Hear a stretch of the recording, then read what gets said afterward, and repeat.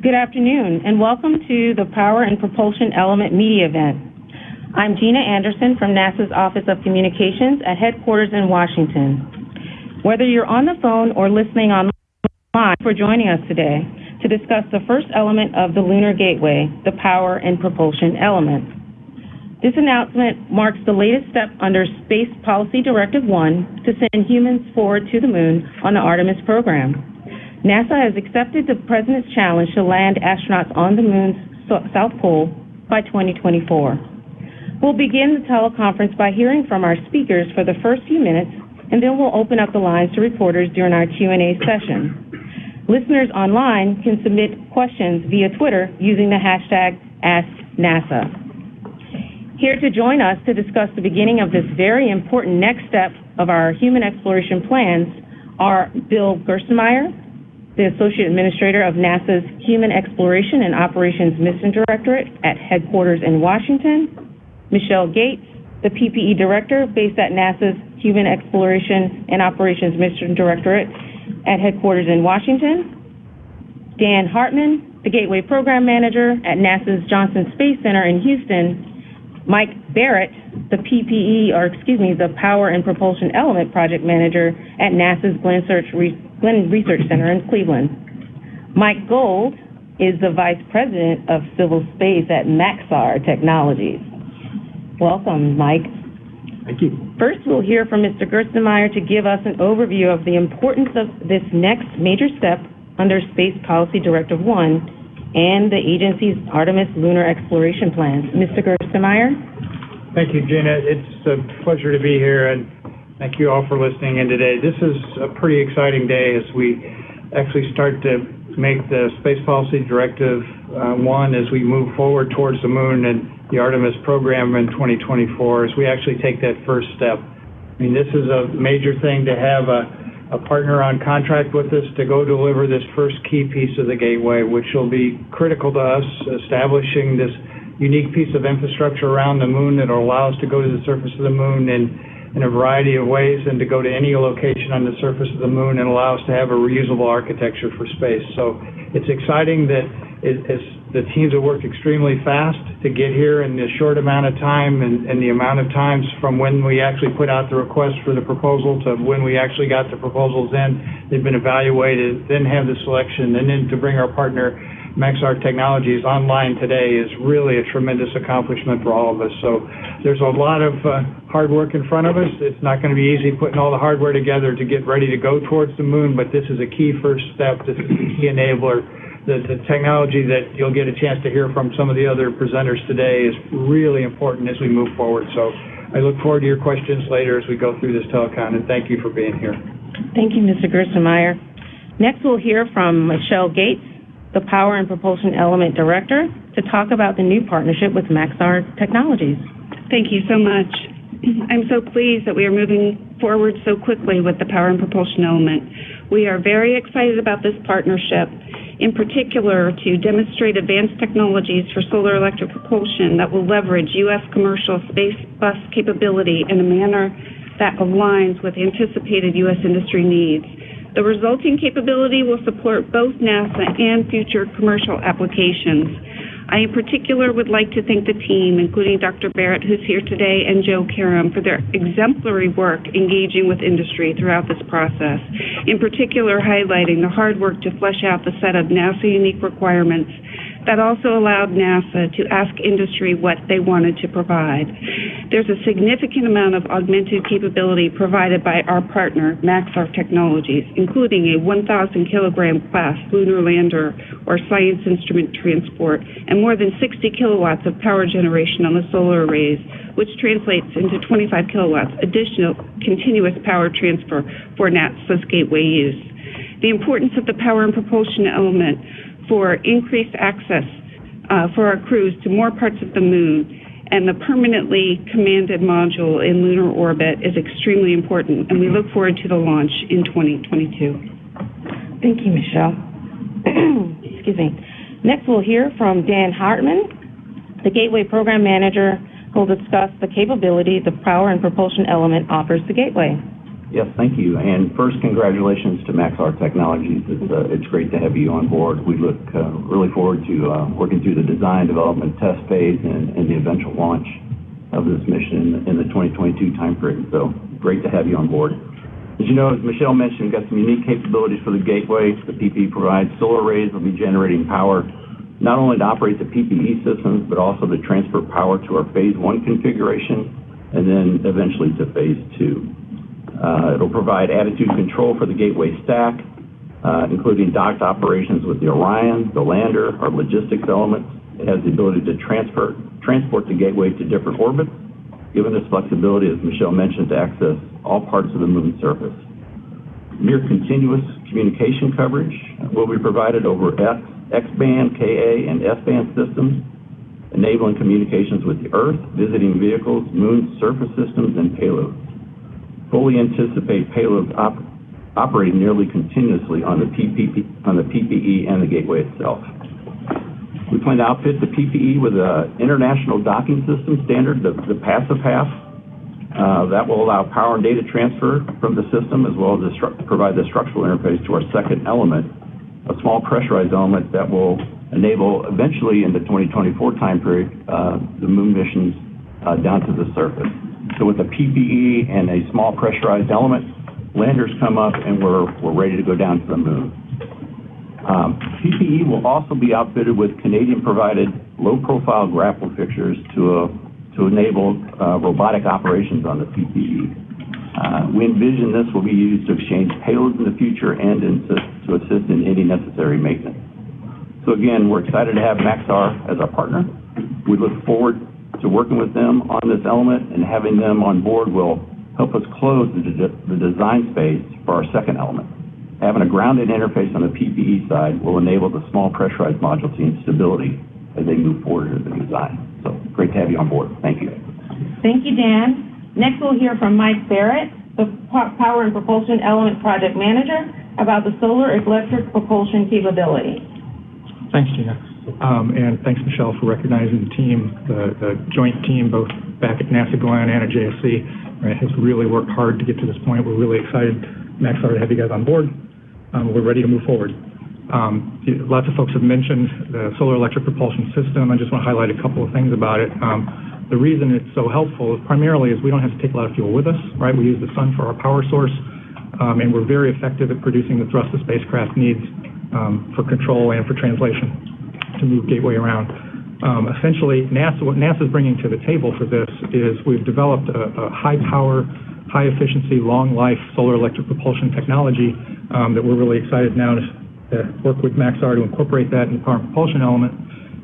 And by doing that capability with the effectiveness of the SEP system will enable all of these things that we're talking about in terms of advantages, whether it's improving launch windows, rendezvous opportunities for gateway and lander systems, delivering more equipment to more locations on the moon, the efficiency and the effectiveness of the solar electric propulsion technology that we're going to work together to produce in the PPE is going to enable that. So we are excited and ready to go. Last but certainly not least, we'll hear from Mike Gold, the Vice President of Civil Space at Maxar Technologies. Welcome. Thank you so much. And on behalf of all of us at Maxar Technologies, we are extraordinarily excited and honored to be selected as the commercial partner for the Power Propulsion Element. Project Artemis is an inspiration for NASA, the American space industry, and the entire world. The moon has been and will again be the destination that will demand and bring out the best in all of us as explorers. However, unlike Apollo, we are going back to the moon not just as a government, but in partnership with the private sector. And I want to commend NASA Glenn and JSC for constantly soliciting feedback on how the private sector does things and looking for ways to gain efficiency and efficacy while still maintaining and even bolstering safety and affordability. Artemis has created a renewed sense of urgency, direction, and inspiration that is palpable in the halls of this building and throughout NASA. Again, it is an honor to be here with Bill Gerstenmaier and the PPE leadership, and rest assured that we at Maxar, along with our team members at Blue Origin and Draper, view PPE not as a contract, but as a mission that we will proudly execute standing side by side with the men and women of NASA, building upon the accomplishments of the past while reaching toward the future. Thank you for making us a part of the grand adventure that is Artemis, and we look forward to getting to work. Thank you, Mike. We'll now move on to our Q&A portion of today's event. Reporters on the phone can press star 1 to be added to the queue at any time. When asking a question, please tell us your name, affiliation, and to whom your question is addressed. As a reminder, listeners can submit questions via Twitter using the hashtag AskNASA. Erica, can we start with our first reporter, please? Yes, ma'am. Our first question comes from Irene Klotz. Your line is now open. Thanks very much. I had 2 questions. The first is, since the solicitation went out and the proposals were in, of course, NASA's time frame has moved up. Is there anything that you're planning on doing, such as shortening the commercial demonstration part of the flight to get the PPE into the halo orbit any faster or anything else? And for Mike, hi, congratulations. And was curious if you could say anything about how much of a jump in the solar electric technology does what NASA is providing do for Maxar as a whole? What other applications do you think there'd be for this? Thanks. This is Mike Barrett. Let me target the first question. We actually didn't have to change any of the power and propulsion element planning to support the 24 landing because our launch date of 22 is early enough to support that, and we had already laid out all those plans prior to the announcement of the 24 landing. So for us, it actually wasn't much of a perturbation. We would still keep moving right along, but we didn't have to make any changes in the planning. So, hey, Irene, it's always good to hear from you, and you have a variety of mics to choose from here, as you know. Let me first say in regard to timing that ourselves and a lot of us around this table have been at this for a while. I'm looking at Michele Gates and the team, that there have been years and years of effort that's been put into solar electric propulsion. So I don't think we'll have any problem expediting. As a matter of fact, we have been, again, waiting to do this for years. So we're prepared and ready to move forward with alacrity. In regard to what the technology means for Maxar, this is part of what I'm so excited with this new paradigm, that we're not only looking at what the technology does for NASA or completing the NASA mission, but expanding this out to see what other synergies can we have, particularly in the private sector. Certainly one of the things we're so excited about at Maxar, and I think distinguishes us, is our long and storied history as a commercial geotelecom-sat provider. We're the #1 manufacturer of geocom-sats. You're probably using a Maxar satellite right now if you're using your cell phone. If it was a drop call, it was, probably a foreign satellite. Shame on you for going that route. But we are going to take this technology. We'll be able to implement it into the geocom-sat field to make sure that we're creating jobs and innovation here in America. And then, frankly, there's going to be a lot of exciting opportunities for tugs in cislunar space. That we look at this as not just the PPE award, but the first PPE award, because we are looking at a robust cislunar economic market for both the government and the private sector. Thank you, Mike and Mike. Next, we will hear from Mike Hall. Mike Wall. Your line is now open. Thank you, Excuse me, Mike Wall. Hey, thanks, guys. Yeah, this is probably for Dan or also maybe Gerst. Could you just talk a little bit about? It seems like all the momentum now is for a gateway that's pretty minimal, just the PPE and one small pressurized module. Would there be any reason to kind of expand that after 2024 once that gets up and running in time to support that first landing? What would the benefits be of actually expanding it into a bigger station? And would you want to do that considering how much more time and effort and also money would be involved in doing that? Sure. This is Dan. The PPE was kind of sized from a power generation, power distribution aspect to provide certainly much more than what it would take just to accommodate one small module. And so eventually we want to take full advantage of that. We obviously had the mandate and the drive to go get to 2024 to complete the mission to the surface of the moon.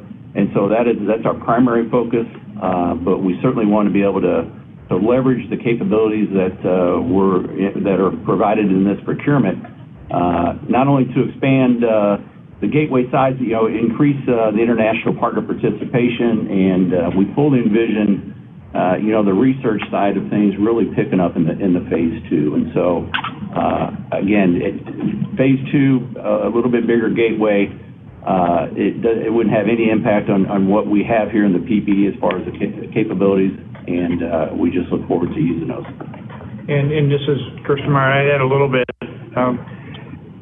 The smaller gateway is really just geared towards getting to the surface of the moon. So it has a minimal life support capability, has minimal number of docking ports, and we really need a little bit more space, a little more volume. So we'll probably want some additional docking ports for other things, so we can have potentially multiple lunar landers docked there, depending on how we decide to do refueling. Is this a refueling station, or is refueling station off of gateway? There's lots of things there that might drive a little bit larger size.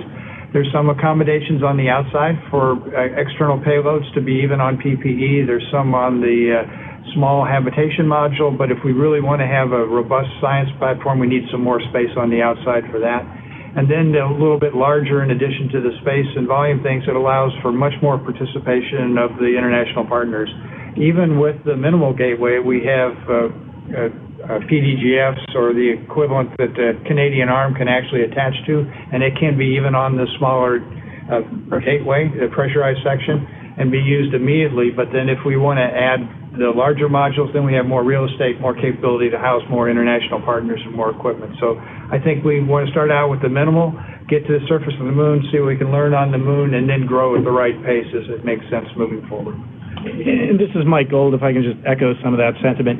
Even with PPE, we're hoping to work with foreign partners, with the international community, whether it's a lunar lander or lunar payload, maybe a small sat, but I think there's great opportunities there for international partnerships as well as science. A lot of good science we can do on PPE, and we're looking forward to engaging in those activities. Thank you. And I think that answered our next question from social, which was from Joseph Latshaw, who asked, does the Artemis Moon program have any room for international partners? If so, why have no international partners been announced? I think Mr. Gerstenmaier answered that question quite well.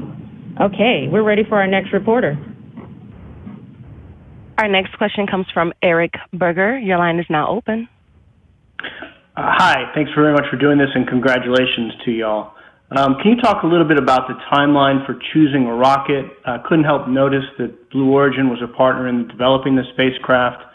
I'd imagine you'd probably have to make that selection for a launch in 2022 within the next 12 to 18 months. Maybe you could just talk about how that process is going to work. Thank you. Yeah, so we're excited that this is being done in a commercial fashion, including the launch. Obviously, that's an area where we've seen a lot of progress in terms of capability and cost. We have not made a formal decision on that yet, and we look forward to looking at various options, and I think we've got a lot of good ones. We're certainly just very excited about the energy that's in commercial launch, the development that we've seen, and the vision that we're looking at the moon, we're looking at Mars, and we will be making decisions along the time frame you said. I think we got a lot of good options, and we're really looking forward to it. Thank you. Do we have a next reporter? Our next question comes from Jeff Faust. Your line is now open. Hi. Couple of quick questions. One is, does the $375 million value include the option to buy the PPE at the end of the in-space demonstration? And then for Mike Gold, what are the roles that Blue Origin and I believe Draper, the partners you announced, will have on the development of the PPE? Thanks. Well, to take your question first, Jeff, on the partners, Blue Origin will be supporting a lot of human-rated activities. They have a lot of terrific experience with working with human-rated systems and making sure that we've got safety and compatibility with human-rated technology down pat. So we're very eager to work with them, and obviously they've got a great history and dedication to the moon. So they were a natural and terrific fit for us there. With Draper, we'll be looking at the navigation, the orbital trajectories. They have an incredible heritage and history there. So that's at least general description of what we'll be doing with the two partners. And I think you can expect more to join the team in the not too distant future. This is, again, a team effort, not just by us, but the industry, NASA, the country, and eventually the world. Thank you, Mike. Next, we have a NASA social question. And this one is from Elsa VB _for La Vanguardia. How are astronauts going to be protected from cosmic radiation aboard the Gateway? This is Dan Gerstenmaier. You want to chime in as well? We're working on that right now for our small habitation module. That'll be the second element after the PPE.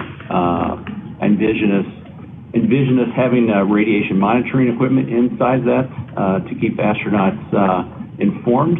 And whether we work on some safe havens inside the simplified HAB or go into the Orion vehicle, I think between the two, we'll be protected, but it's certainly on our list of things to go work. But we know it's important to do so.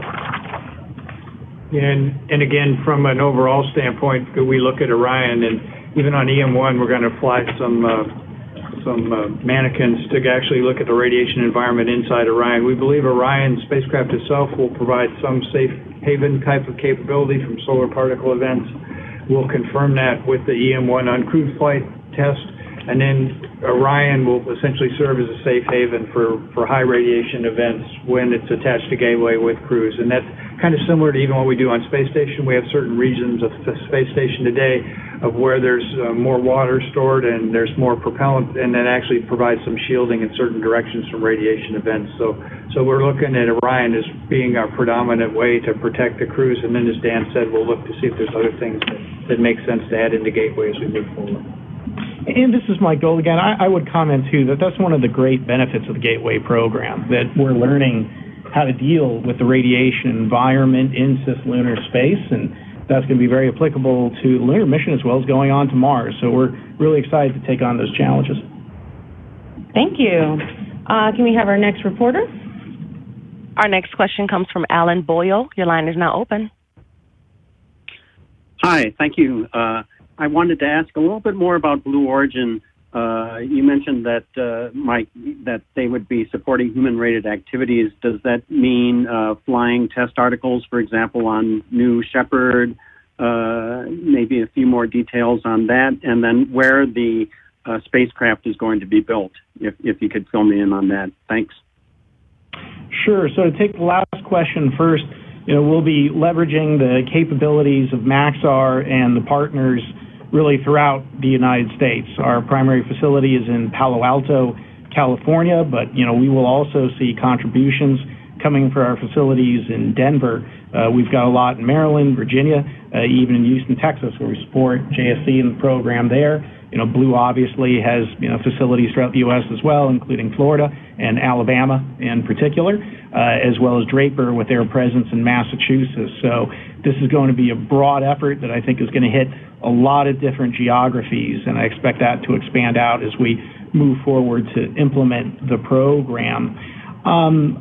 We are going to be determining more of the specifics as we move forward and get going as to exactly what the scope and scale will be of some of the partnerships. Again, we've got a good starting idea what will happen with Blue, whether that will involve actual flight demonstrations of articles. I think there's a variety of possibilities as they move towards flight. But again, just wanted to give you the general sense of the areas that we're at least initially targeting for Blue, which is, again, to leverage that experience with the human space flight aspects of it. And I think they're going to be a very helpful partner in that area. Again, with Draper, we're looking at what they do best, which is some amazing work in terms of navigation, orbital trajectories, which, of course, are going to be a very, very important part of the program. Again, I think that will be conducted at their Alabama facility up in Massachusetts primarily. Thank you. Okay. Do we have another reporter in the queue? Our next question comes from Stephen Clark. Your line is now open. Hi, thanks for taking my question. I have a couple of questions. First of all, could one of you speak to the approximate size and maybe the launch mass, estimated launch mass of the PPE? How big of a spacecraft is it? And secondly, could maybe Mike Barrett or someone, or Michele, talk a little bit about the status of the testing of the solar electric propulsion elements that NASA will be providing, and specifically what hardware will come as government-furnished equipment to the PPE? Thank you.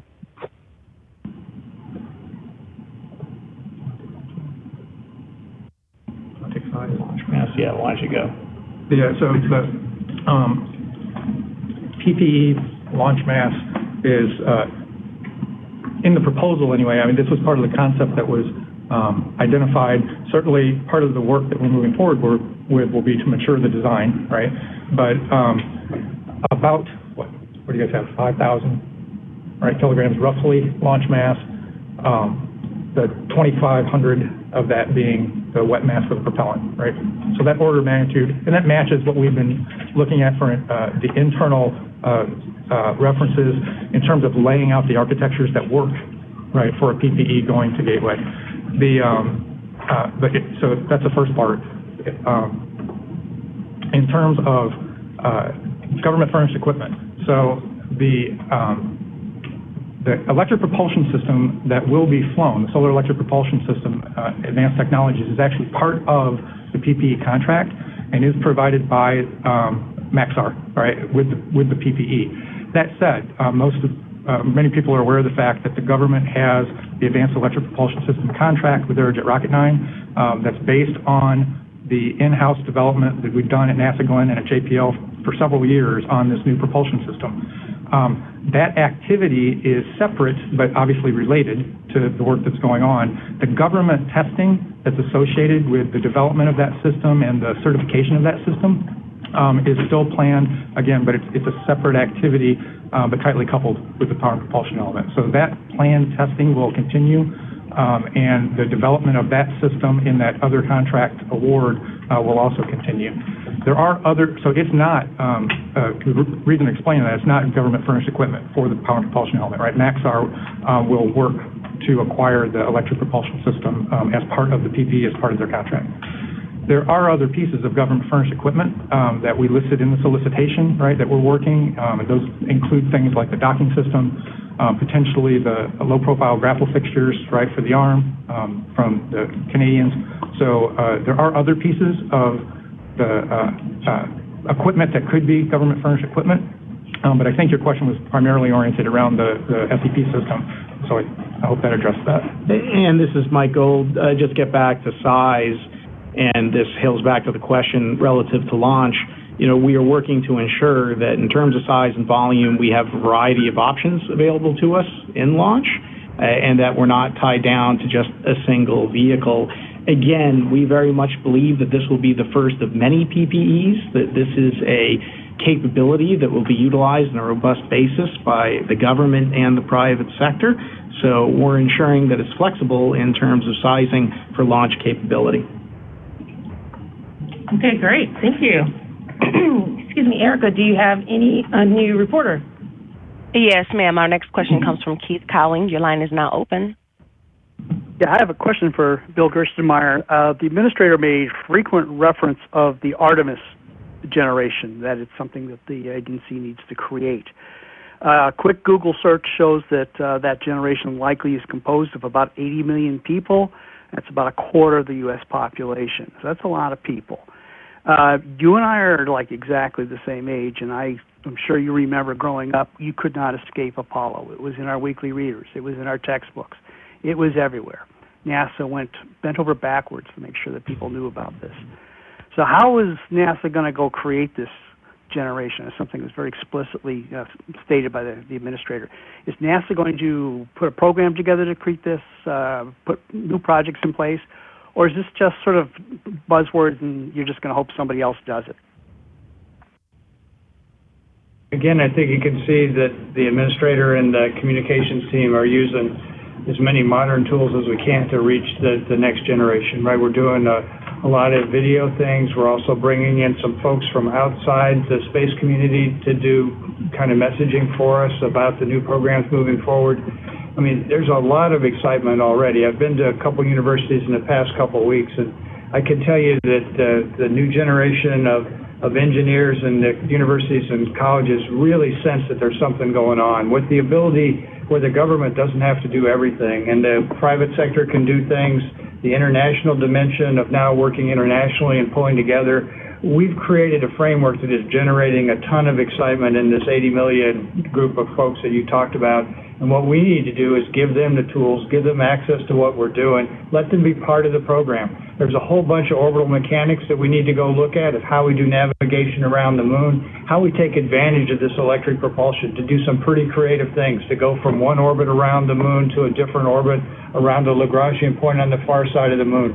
That's perfect for students in college to go look at that and figure out new trajectories, to turn innovation, to turn them loose, to see how they can use things like the Power Propulsion Element, how they can use Gateway, how they can use the open standards we've put in place. We're putting open standards in for the docking system, so anyone can build to those standards and they can dock to Gateway. The pressure system also is part of an open standard. Anyone can dock and they can enter Gateway and operate and move. So we've created avionics architectures that are open, power architectures that are open. This lets students, this lets universities, this lets that next generation not just watch a program like you and I got to do, but they can actually participate in the program. They can build payloads that are attached on the outside. They can do detailed analysis that we can use.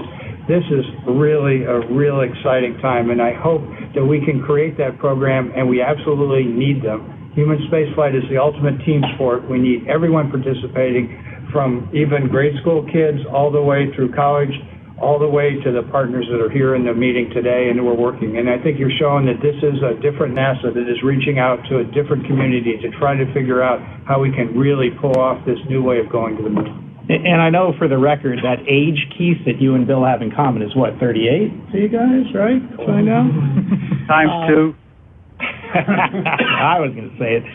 But, you know, Keith, too, I think the most important thing that NASA can do to inspire the Artemis generation is to do it, to let's get out there, let's deploy the hardware, let's get back to the moon. That's what's inspiring. That's what was inspiring with Apollo. And as Bill references, this is a new NASA. I mean, I have not seen, as you know, I'm a recovering government contracts attorney, I have not seen the agency move this quickly before, ever. I mean, it is a new attitude. Things are happening. This is an example of substantial contract being let in a rapid fashion. And I think that more than anything is what can inspire the generation, speed and delivering on our promises. Thank you. Erica, are we ready for our next reporter?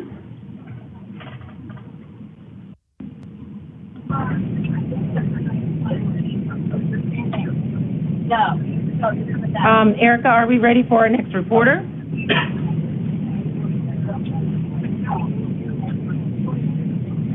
Yes, our next question comes from Jeff Faust. Your line is now open.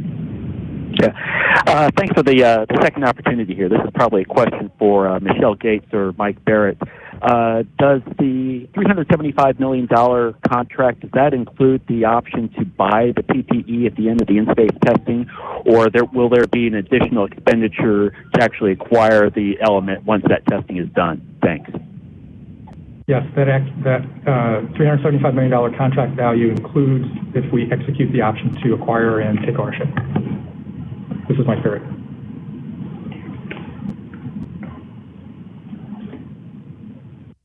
Okay. Does that answer your question, Jeff? You're good? Yeah, I am. Thanks. All right, great. Do we have time for two more questions? Who's next?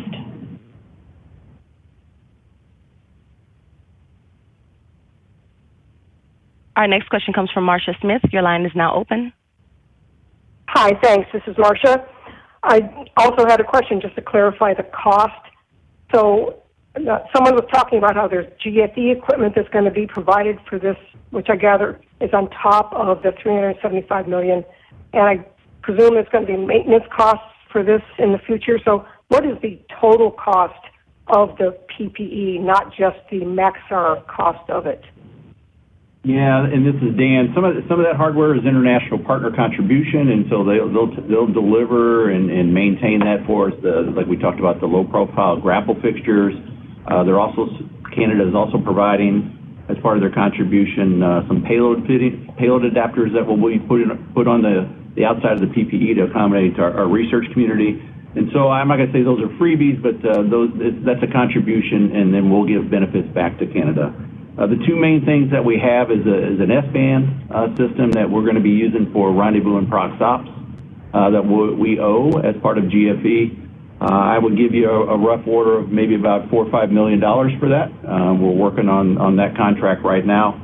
And then also we plan to deliver the passive half of the international docking standard. We have that under contract presently. We're working on delivery dates.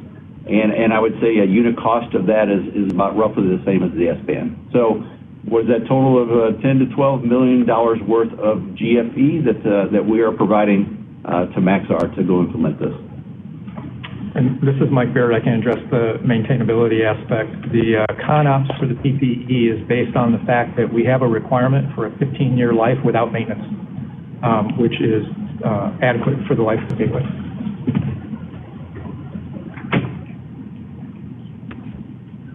Okay. I hear we have more than enough questions. Can we call on the next reporter in the queue? Yes, our next question comes from Greg Avery. Your line is now open. Thank you. I was curious to find out a little bit more about what differentiated the Maxar proposal from the four others that were selected for the studies in 2017. What made Maxar's proposal stand out?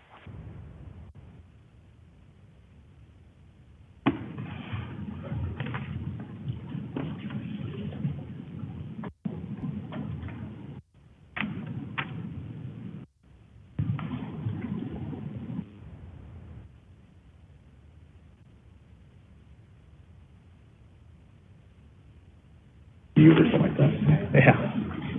Sorry, we were on mute. Okay, I apologize. So in particular, this is Michele. NASA's strategy for the Power and Propulsion Element was to leverage the reliability of existing capabilities while at the same time creating future commercial opportunities aligned with both NASA's needs for future gateway applications as well as the commercial market. In particular, this capability offered significant experience leveraged through heritage design and proven development approach. There's a significant augmented performance, particularly in the areas of additional power generation and fuel storage, and a robust set of demonstration objectives for the partner in addition to NASA's unique requirements. And these support numerous future commercial uses of the technology and the agency's objectives for the demonstration for PPE. And so these, in addition to some management approaches that had to do with risk reduction and risk mitigation, were really outstanding components of this capability. And this is Mike Gold. Obviously, I think it was a terrific choice.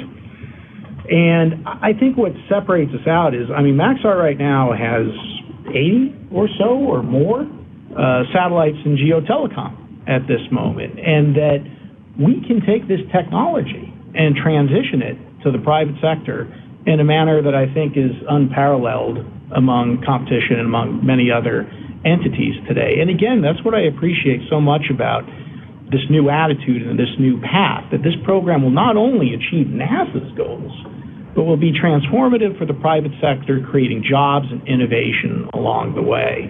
And we will bring that efficiency and that robust dedication to staying on time and staying on cost, because that's what we have to do in the private sector. And we're looking forward to teaming with NASA to bring the best of the private sector and teaming it with the best of vision and people in government. Thank you, Mike. And Erica will take our last question before and then I'll close. Okay, it comes from Irene Klotz. Your line is now open. Thank you. A related question is, why did you end up deciding that just one contractor would suffice in this program? Previously, you had put out the possibility that more than one company would be selected for a PPE module. Right. Hi, this is Michele again. And so here our basis for selection was technical merit, important to agency programs, and funding availability. Here, the high technical merit of this concept, including the significant augmented capabilities beyond our NASA requirements, the strong management approach and commercial approaches offered what we deem to be abundant value to NASA at the firm fixed price of $375 million that was offered. I did decide to go ahead and make only one offer, and it was in the agency's best interest. Thank you. Thanks, everyone, for your remarks today. If reporters have additional questions, please email me, and we'll get back to you as soon as possible. You can listen to a replay of this teleconference by dialing 866-372-3813. No password is required. This replay will be available in 1 hour, and it will be online or available by the number until June 24th. Visit nasa.gov/moon to Mars for more information about the Power and Propulsion Element and the Artemis Moon Program. Have a good evening, everyone.